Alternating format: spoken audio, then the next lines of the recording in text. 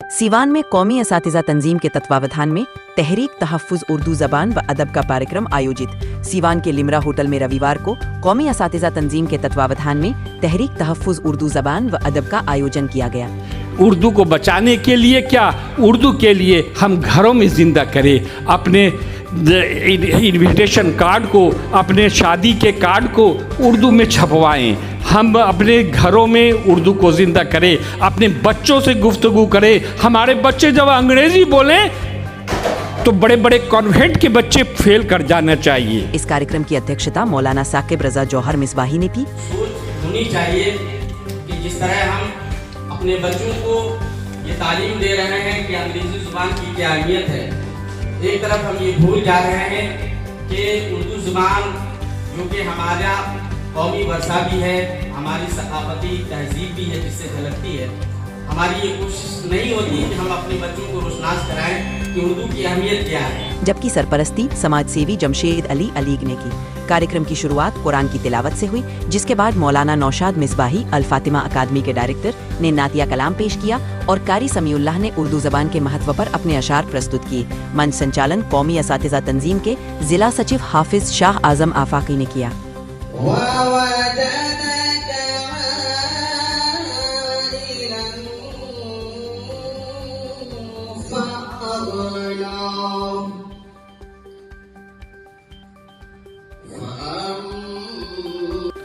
दयारे इश्क में अपना मकाम पैदा कर, नया ज़माना नई सुबह शाम पैदा कर। और अल्लामा कहते हैं मेरा तरीक़ अमीरी नहीं फ़कीरी है, खुदी न बेच गरीबी में नाम पैदा कर। जहाने शेरो अदब के, जहाने शेरो अदब कैसे ख़त्म हो जाए, जहाने शेरो अदब कैसे ख़त्म हो जाए,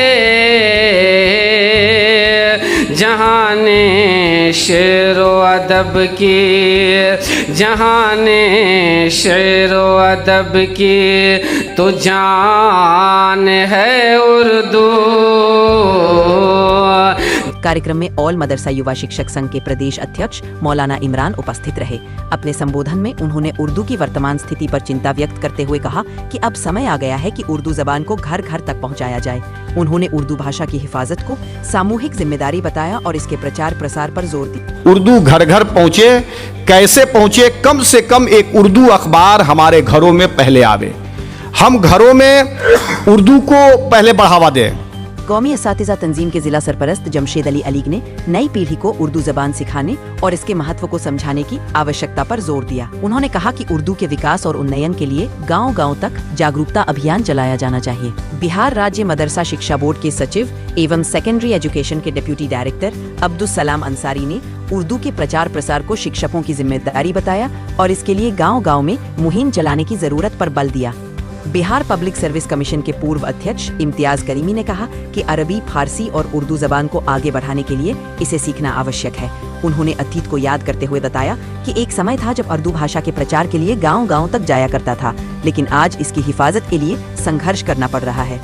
कौमी असातिज़ा तंजीम के प्रदेश संयोजक रफ़ी साहब ने उर्दू को परंपरा का अहम हिस्सा बताया, जबकि बिहार विधान परिषद के सदस्य अफाक अहमद ने नई नस्लों में उर्दू भाषा की शीरनी और मिठास घोलने की आवश्यकता पर जोर दिया। उन्होंने कहा कि उर्दू के लिए चल रही यह तहरीक सीवान के लिए गर्व की बात है। कार्यक्रम में तंजीम के प्रदेश सचिव मोहम्मद ताजुद्दीन सहित कई बुद्धिजीवी, समाजसेवी और शिक्षाविद मौजूद रहे। उपस्थित गणमान्य लोगों में मौलाना इंतखाब आलम हबीबी, मौलाना साजिद रजा अशरफी, मौलाना अहमद रजा, मौलाना अशहद, मौलाना अखलाक, मौलाना फैयाज, मौलाना मजहुल हक, मौलाना आज़ाद, मौलाना मंसूर, मौलाना साहिब हुसैन, मौलाना सैयद शहाबुद्दीन, मोहतरमा जुलेखा खातून, नूर जन्नत, मोहतरमा तबस्सुम खातून, मोहतरमा हिना निज़ाम, मोहतरमा शबनम खातून, मोहम्मद अली, डॉक्टर अमजद अली और इंतखाब अहमद समेत अन्य लोग उपस्थित रहे।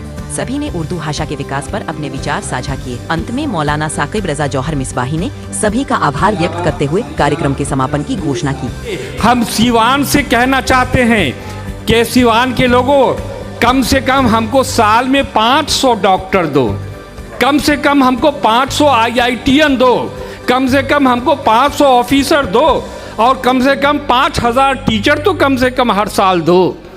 आप इसकी तैयारी कीजिए, एक तहरीक चलाइए उर्दू को बचाने के लिए। क्या उर्दू के लिए हम घरों में ज़िंदा करें, अपने इनविटेशन कार्ड को, अपने शादी के कार्ड को उर्दू में छपवाएं। हम अपने घरों में उर्दू को ज़िंदा करें, अपने बच्चों से गुफ्तगू करें। हमारे बच्चे जब अंग्रेज़ी बोलें तो बड़े बड़े कॉन्वेंट के बच्चे फेल कर जाना चाहिए।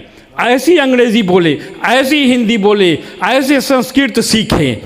कोई ज़बान ख़राब नहीं है, ये हिंदी और उर्दू दोनों एक ही ज़ुबान है और दोनों की हिंदी की तरक्की में उर्दू की तरक्की का राज पोशीदा है और उर्दू की तरक्की में हिंदी की खूबसूरती का राज पोशीदा है। इस तरह से दोनों एक दूसरे के लिए ज़रूरी है। हम अज़्म करें, हौसला करें और इस बात को आगे बढ़ाए कि मैं कहाँ रुकता हूँ अर्श व फर्श की आवाज़ से, मुझको जाना है बहुत ऊंचा हदे परवाज़ से। आली जनाब अब्दुस्सलाम अंसारी साहब, deputy director secondary education Bihar व सेक्रेटरी बिहार स्टेट मदरसा एजुकेशन बोर्ड पटना को मैं आवाज़ दे रहा हूँ। इस शेर के साथ कि शाम खामोश है, पेड़ों पे उजाला कम है, लौट आए हैं सभी एक परिंदा कम है, अपने मेहमान को पलकों पे बिठा लेती है, मुफलिसी जानती है घर में बिछौना कम है।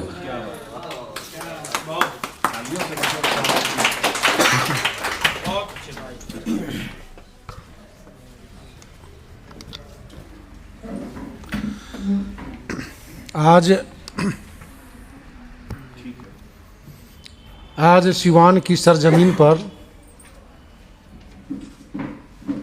कौमी इसातजा तंजीम के ज़ेरे एहतमाम तहफ़्फ़ुज़ उर्दू ज़बान व अदब, तो हमको ज़रूरत है आपकी मतहरिक होने का, आपको लब्बैक कहने का और इस उर्दू के लिए जो कुर्बानी दी गई थी हमारे बुज़ुर्गों के द्वारा उसको फिर ज़िंदा करने का।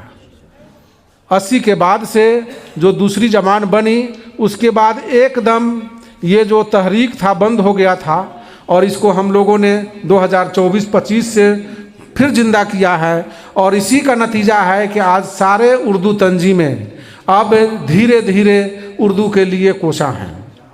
तो हम सिवान से काफ़ी उम्मीद रखते हैं कि आपको जो भी मसाइल होंगे हम लोग हैं। इसके साथ ही आपके MLC आफाक साहब हैं, काफ़ी दिन भर सोचते रहते हैं, उनका मेन फोकस सिवान पर ही रहता है।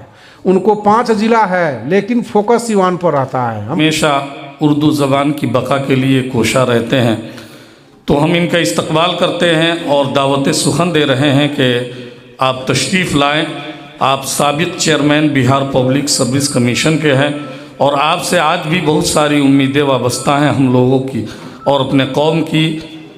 इस शेर के साथ मैं जनाब मोहतरम आली जनाब इम्तियाज़ अहमद करीमी साहब को आवाज़ दे रहा हूँ। कफ़स में हूँ मुझे आज़ादियाँ आवाज़ देती हैं, मेरे पर खोल दो पुरवाइयाँ आवाज़ देती हैं, आपकी याद से कब तक मैं अपने दिल को बहलाऊँ, चले आए मेरी तन्हाइयाँ आवाज़ देती हैं।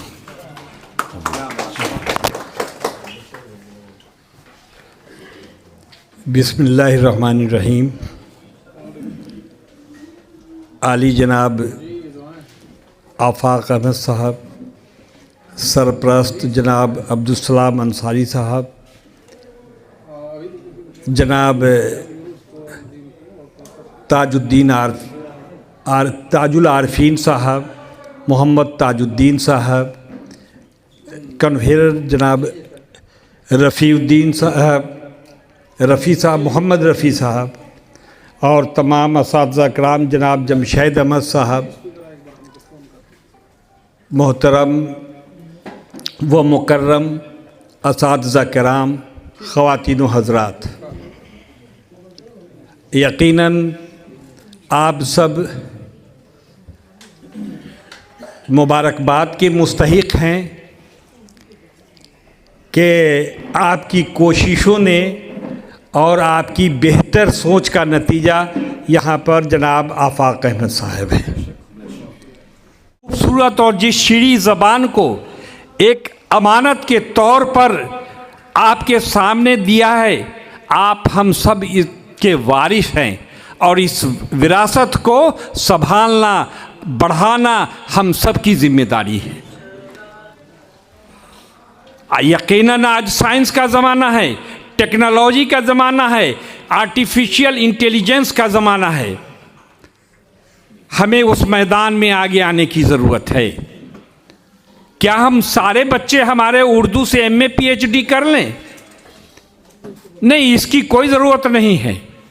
हमारे सारे बच्चे साइंटिस्ट बने, हमारे सारे बच्चे इंजीनियर बने, डॉक्टर बने, अदीब बने, शायर बने, जिनका रुझान जिस तरफ हो वो उस तरफ जाएं, लेकिन सारे बच्चे उर्दू ज़रूर पढ़ें। सारे बच्चे दीनी तालीम से ज़रूर आरास्ता हों। अगर हमने दीनी तालीम को, अगर हमने उर्दू को छोड़ दिया तो यकरुखी तालीम से वो फ़ायदा नहीं पहुंचेगा।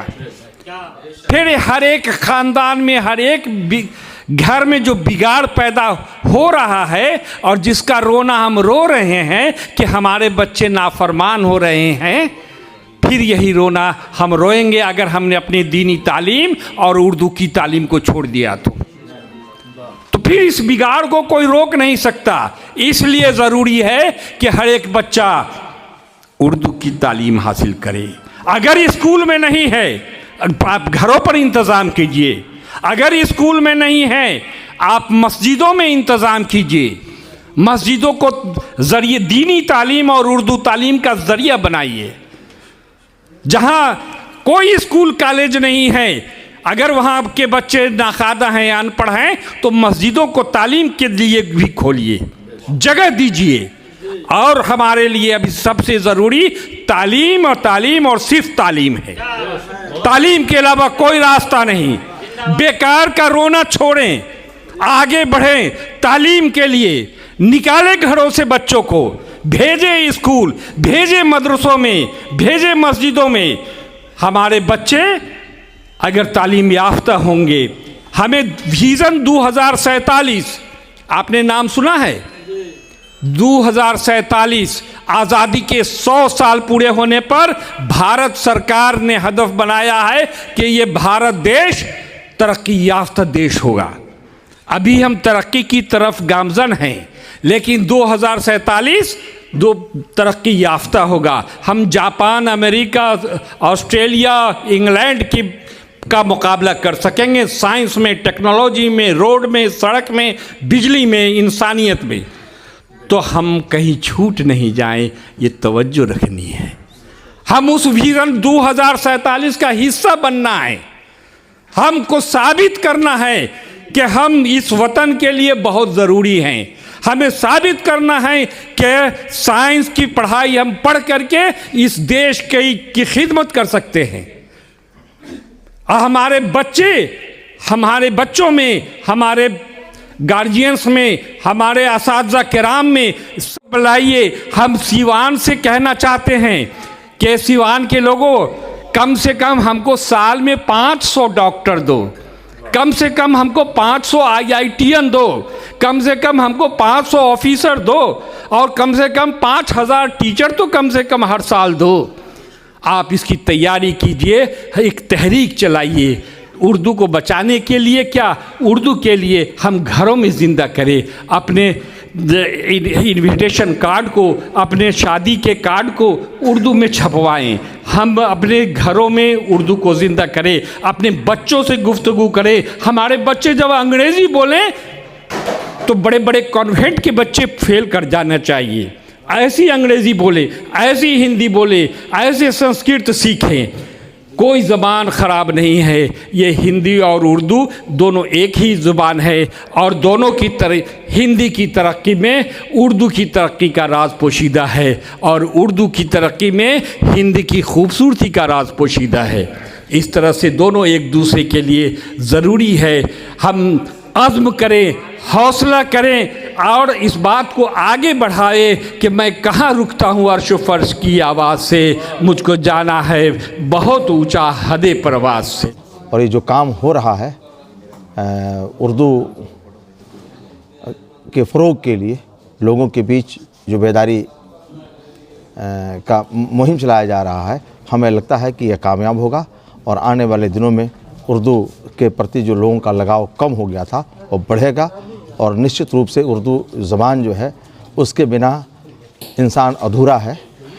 उर्दू को पढ़ने से सर ने बताया है कि उर्दू अगर पढ़ता है और पढ़कर एक कामयाब डीएम बनता है तो वह सफल डीएम होता है, क्योंकि लैंग्वेज की जानकारी उसे है। तो इस परिवेश में मैं चाहूँगा, यहाँ के लोगों से, आवाम से भी चाहूँगा कि उर्दू के फ़रोग के लिए वो अपना समय दें, अपने बच्चों के किरदार के तामीर करें, ताकि बच्चे उर्दू सब्जेक्ट के साथ साथ अदर सब्जेक्ट का भी तालीम हासिल करके एक कामयाब इंसान बने, एक आदर्श नागरिक बने, आइडियल सिटीजन बने और इस समाज को, राष्ट्र को तरक्की के रास्ते पर आगे ले जाएं। ये हमारा शुभकामना हम लोगों के साथ। ठीक है सर, कई बातें हैं। एक तो आप टीचर रहे हैं भी, जनप्रतिनिधि हैं जी। उर्दू के फ़रोग की जहां ये बातें हो रही हैं, ऐसे प्रोग्राम में शरीक हैं। हाल ही में बिहार सरकार ने उर्दू को मैट्रिक के सेमेस्टर्स से जो पढ़ाई होती थी उसको हटा दिया है। इस बात के आप कैसे देखते हैं? देखिए, वो निसाब से तो हटाए नहीं है, कुछ जहाँ तक नहीं ऑप्शनल अगर किया है तो ये तो हमारा मूलभूत अधिकार है, फंडामेंटल राइट है। इसकी लड़ाई हम लोग लड़ रहे हैं और निश्चित रूप से ये जो मौलिक अधिकार है, ज़बान, भाषा, जो हमारी विरासत है, उस पर जब हमला होगा तो रूसो लिखता है कि जो तुम्हारे मौलिक अधिकारों का हनन करता है, उस पर आघात करता है, उसे रावण की तरह तुम वध करो। इस लड़ाई को बहुत मजबूती के साथ हम लोग लड़ेंगे। और डेमोक्रेसी है, लोकतंत्र है और लोकतंत्र में हर लोगों की ये जवाबदेही बनती है, सरकारों की जवाबदेही बनती है कि किसी का भी मजहब हो, किसी का भी ज़ुबान हो, किसी भी का भी आस्था का मामला हो, सबका सम्मान सरकार को करना चाहिए। और इस सरकार से मुझे उम्मीद है, क्योंकि सरकार ने भी उर्दू के लिए बहुत सारे काम किए थे, मदरसों के लिए भी काम किए थे, लेकिन इस तरह के जो स्थितियाँ आई हैं, हम लोग इसके पर पैनी नज़र रखे हुए हैं। निश्चित रूप से समस्याओं का निदान हो।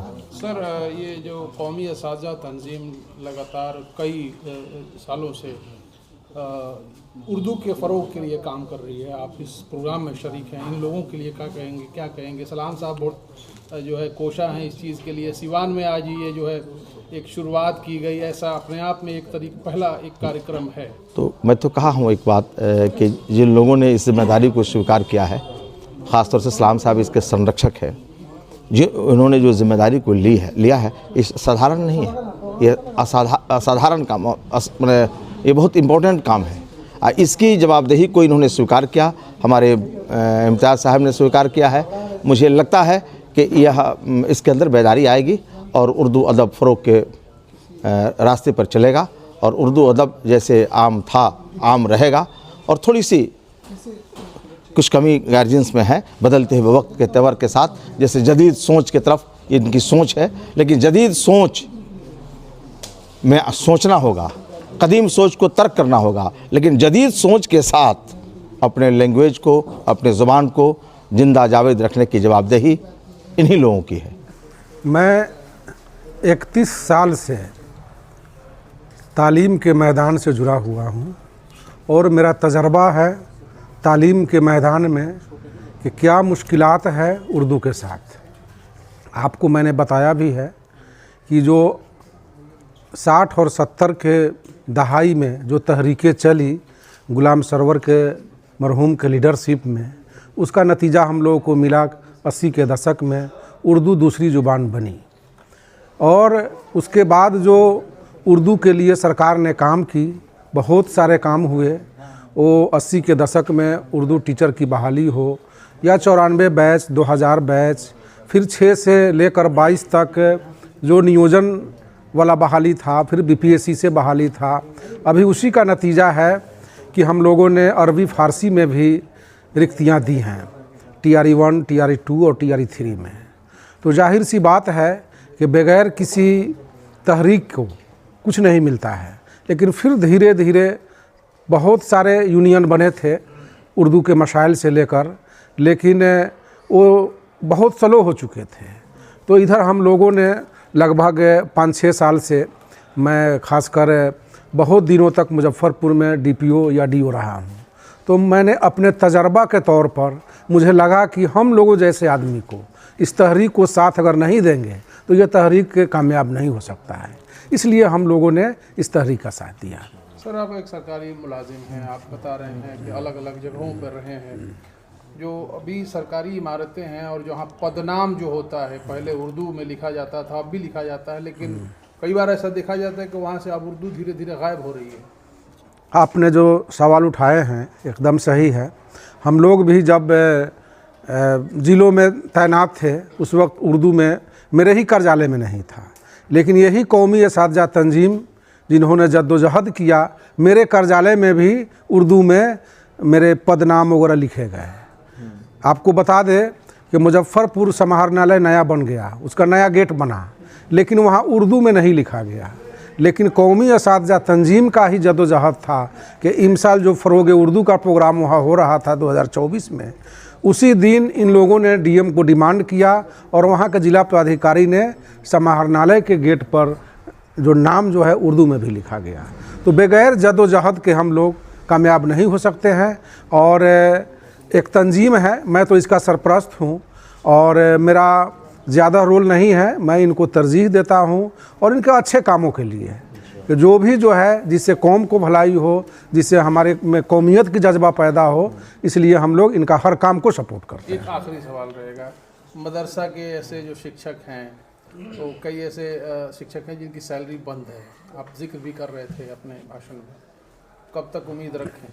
देखिए, मदरसा का जो सैलरी बंद है 205 और 609 जमरा का, तो ये माननीय न्यायालय के आदेश से एक जांच हुई थी और जिस जांच में जिला पदाधिकारी के 3 सदस्यीय टीम के जरिए जांच किया गया था और उस जांच में ये लोग कसौटी पर नहीं उतर पाए थे और उस रिपोर्ट के आलोक में सरकार ने निर्णय लिया कि इनकी मान्यता को रद्द कर दिया जाए। मदरसा बोर्ड को भेजा गया, मदरसा बोर्ड ने सारे मदरसों से वजाहत पूछ लिया है और ज़्यादातर मदरसों ने ये रिपोर्ट किया है कि उन लोगों ने जो कमियां थी वह पूरा कर लिया गया है। हम लोग उसको सूचीबद्ध कर रहे हैं और उम्मीद है कि 1 से 1.5 हफ्ता में हम लोग सरकार को रिपोर्ट करने वाले हैं कि जो भी कसौटी पर है हमारा मदरसा, उसको मान्यता दिया। तो सरकार के स्तर पर इसका नेगलेक्ट हुआ था, लेकिन जिस तरह लग रहा है ये कि लोग आवाज़ उठा रहे हैं, तो निश्चित तौर पर अगर ऐसे आवाज़ उठता रहा हर जिलों से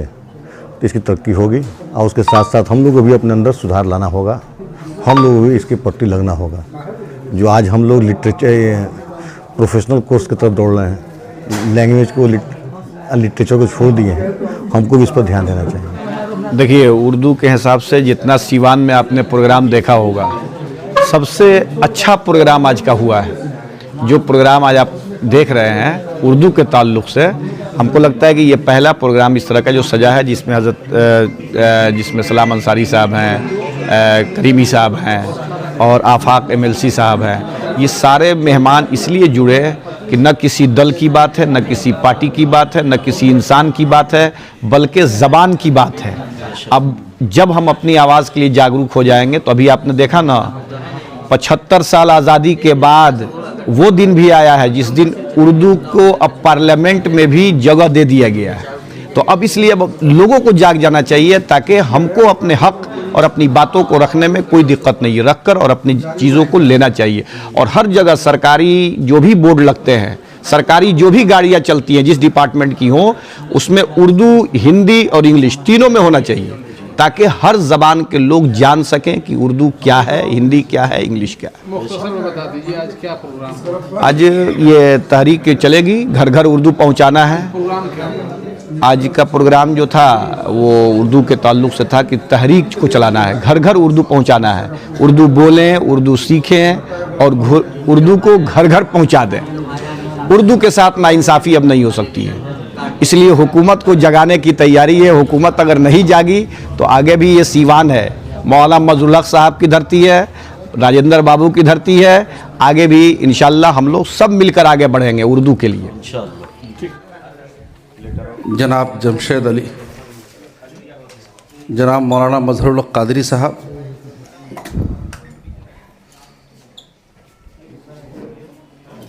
कुर्सी पीछे कर दीजिए, कुर्सी पीछे कर दीजिए, तो बैठना है नहीं।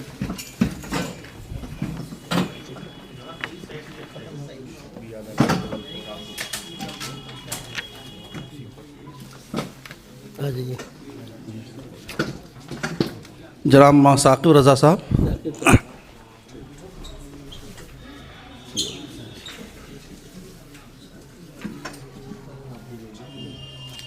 इसके बाद कौन है?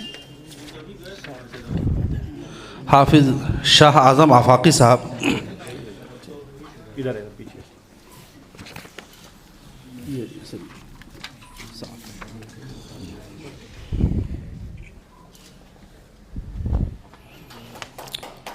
जनाब मौलाना आज़ाद हुसैन कासमी साहब,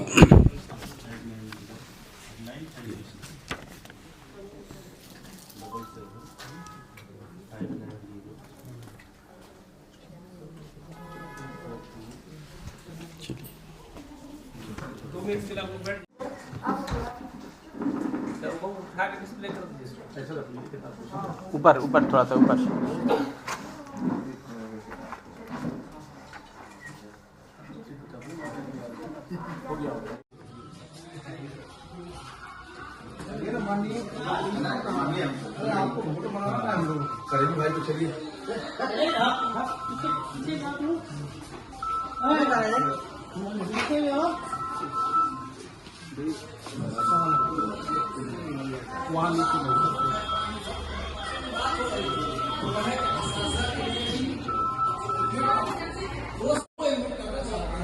उनके लिए पार्ट टाइम एमए का course Maulana Azad national university उसको जारी कर दिया कि हमारे असासा उस पार्ट टाइम कोर्स को 2 साल का एमएड करके और डायट में जाके लेक्चरर बन कुछ ज्यादा होता है।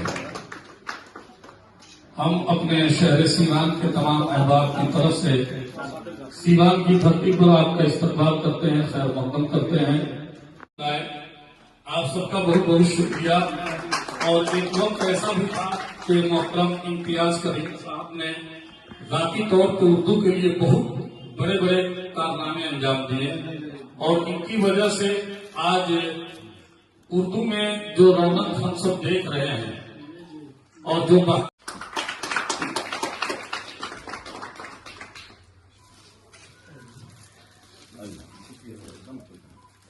मौलाना मजहरुल्लाह कादरी साहब व हाफिज शाह आज़म आफाकी साहब से गुजारिश करूंगा